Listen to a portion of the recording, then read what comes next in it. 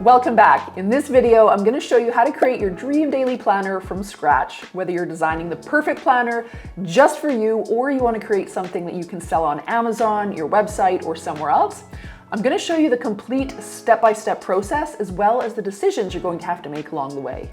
I'm Rachel Harrison-Sun, and I help entrepreneurs boost their authority, audience, and income with simple, easy-to-create books like journals, planners, and more. And I have helped over 5,000 people start generating passive income, publishing low and medium content books. If that sounds interesting to you, please download my free guide, 3 Steps to Publishing Your First Low Content Book in Less Than a Day. I've left a link to that down in the description below. So the first thing to do is come up with your overall concept. And to do that, you're going to want to consider who your target market is. You're going to want to come up with a theme, and then you're going to want to do a little bit of research. So if this planner is just for you, then you are going to be your target market. But if it's not going to be for you, if you plan on selling it, think about who exactly you want to sell it to. Is it busy moms, professionals, students, entrepreneurs? Think about who that person is, and then what type of components that person would appreciate and look for in a planner. Is it habit trackers? Is it time blocking? Is it gratitude prompts? And some of those things are going to be dependent upon the theme that you choose. Is the overall theme for your daily planner going to be productivity, wellness, mindfulness? Having some sort of overarching theme is going to help you determine what exactly you want to put into your planner. You also want to consider, is this thing going to be a daily planner, a weekly planner, a monthly planner, a quarterly planner? And do you want to make it dated or undated? Once you've got a solid idea of what you want your planner to be, go ahead and do a little bit of research. Go onto Amazon, get into real-life bookstores, take a look at the planners out there, and take note of the different features and sections that you like, things that you don't like, and think about what you would do differently with your planner. The next step is to actually come up with the content. So firstly, you want to create an outline of the planner's underlying structure. Figure out what your key sections are going to be. Are they going to be a daily schedule, an area for to-do list, notes, affirmations, various different types of trackers? If you're a personal brand or a business owner and this is something that you plan on selling to your audience, what kind of proprietary frameworks or intellectual property that you've created can you use to support and go into this daily planner? If you're coming up with things completely from scratch, don't be afraid to head over to ChatGPT and ask it what type of sections it recommends for your specific audience that you're creating this for. ChatGPT can be a great brainstorming tool, and in fact, I did a video all about it. You can check that one out right up here.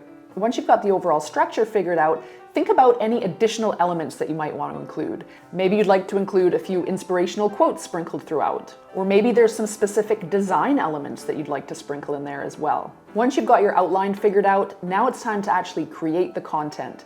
Any of the words, any of the prompts, any of the instructions that you plan on going along with each of those sections, write them now.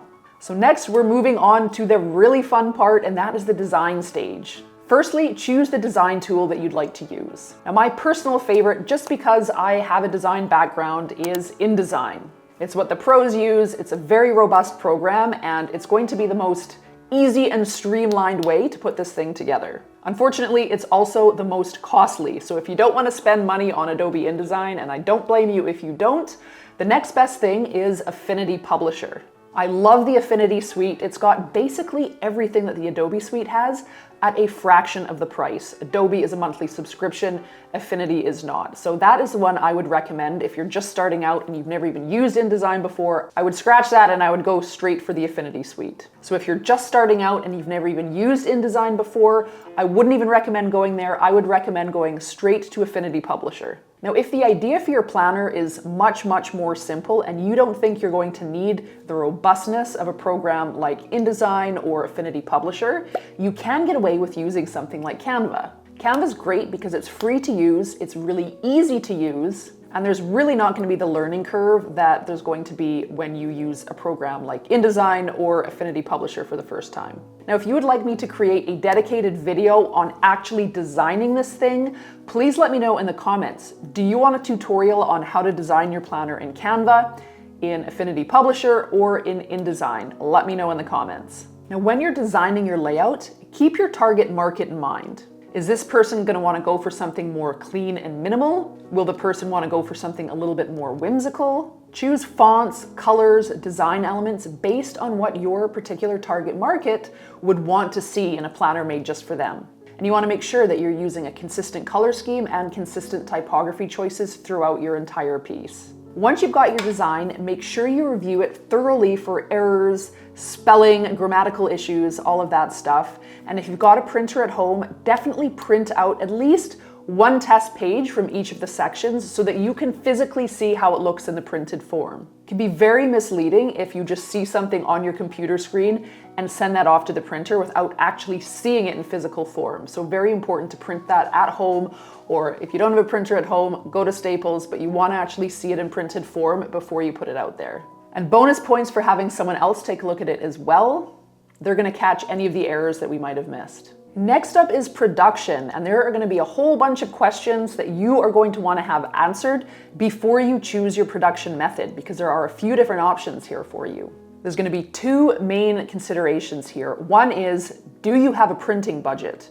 If the answer is no, your choice is going to be easy. You're going to go print on demand, and we'll talk about that in just a sec. If you do have a printing budget, your next question is, what types of bells and whistles do you want to include with your planner? Do you want things like a linen cover? Do you want coil bound or lay flat, gold stamping, ribbon bookmarks? All of these things are going to limit you in terms of what production methods are going to be available. Now, print on demand sometimes gets a bad name, but things have improved drastically over the last few years. Just a few years ago, you couldn't even get a hardcover option on Amazon KDP. Now you can. And if you want things like coil binding or linen covers or even foil stamping, there are other print-on-demand options now that can actually get you those specific details. So if you want things like foil stamping or linen covers or coil bound, but you don't have the budget to go through a traditional printing route, check out somewhere like Lulu. So I recently did a video on the top 10 print-on-demand alternatives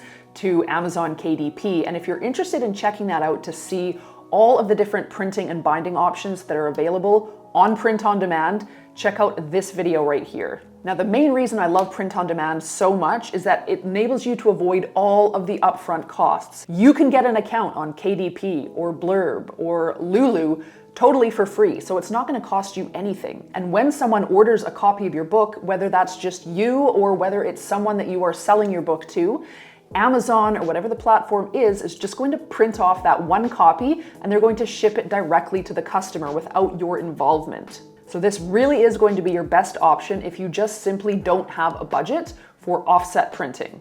And again, if you want to learn more about that, I've got a guide that you can download in the description below that will take you through that entire process. Now, if you've got a bit of a budget and you want to include some more higher end bells and whistles, things like, maybe you want to do a leather cover, or maybe you want to do more intricate foil stamping, or maybe you want to do like a ribbon bookmark or something like that, then you're going to have to go with the more traditional offset printing route. Now, you can check out your local printing options, but it's going to be much, much cheaper if you go overseas to source this. Either way, it's not going to be cheap.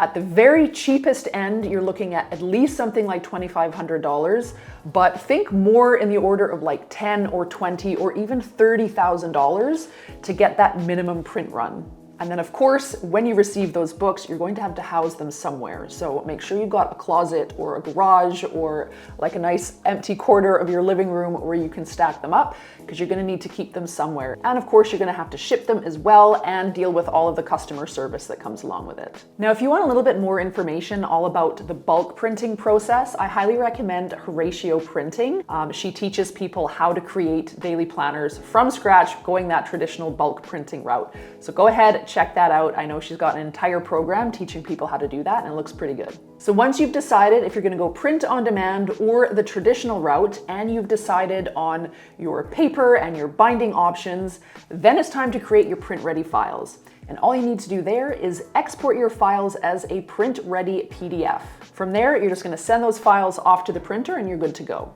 And of course, before you put this thing out there, you're going to want a printed proof. You want to hold that thing in your hand and make sure that there are no mistakes, Nothing that you would like to change before you go ahead and send it out to the world, especially if you are doing bulk printing. You don't want to order 1,000 daily planners and then realize that there's some horrific mistake on page 5 that you missed the first time around. Next up, if you're planning on selling this thing, is to think about pricing and selling. It's helpful to research some similar products, see what prices they're going for. If you've gone the bulk printing route, you're going to want to come up with a price that gives you a decent sized profit margin. Next, determine what your sales channels are going to be. If you're going print on demand, maybe you're only going to sell it on Amazon, and that does make sense because Amazon is the largest online marketplace, especially for books. But you can also sell these on Etsy, or if you've got your own website, you can sell it directly from your website through something like Shopify. You could sell it at craft fairs, local bookstores, or local events. Now, one thing I do want to mention, if you plan on publishing your book on KDP, if you would like the option to sell it from other channels like your website or on some other online bookstore or in a physical bookstore somewhere, make sure you buy your own ISBN and do not choose Amazon's free ISBN. When you choose Amazon's free ISBN, you are essentially giving them exclusive rights to sell your book, so you won't actually be permitted to sell your book anywhere else. Whatever channels you decide to sell your book, you're going to want to write a very compelling description listing out all of the features and benefits that are included in your daily planner. You'll also want to include some photographs or some mock-ups of your planner so people can see what it looks like. All right, the final step is the marketing. How are we going to sell this thing? The simplest and most cost-effective way to do this is to build an online presence. And maybe you're already a personal brand or an online business owner and you already have an audience that you can sell your book to. If so, that is amazing. If not, you can still do this, but you're going to have to start somewhere. So whether that's an Instagram account, a TikTok account, maybe it's YouTube, maybe it's a blog. Start creating related content so that you can start building up your audience. And of course, as you're building your audience, you're also going to want to start an email list so that you can have that direct line of communication to the people in your audience. Nurture that audience, nurture your email list with a weekly newsletter or other types of free content that are related to your daily planner. You can also leverage other people's audiences. So maybe you can reach out to someone who's got a related blog or a YouTube channel or a podcast, and you can offer to do a guest post, or you can appear on that person's podcast or on their YouTube channel, offering some sort of free content for their audience. This is a great way to get people onto your email list. And of course, you can choose to run ads as well on Facebook or on Instagram or somewhere else so that you can reach a much wider audience. All right, thank you so much for watching. If you found this video useful, don't forget to hit the like button and subscribe so that you can be notified next time I put out a video. And if you'd like to learn about some print-on-demand platforms that are alternatives to KDP, make sure you watch this video here. Thank you so much for watching, and we'll see you next week.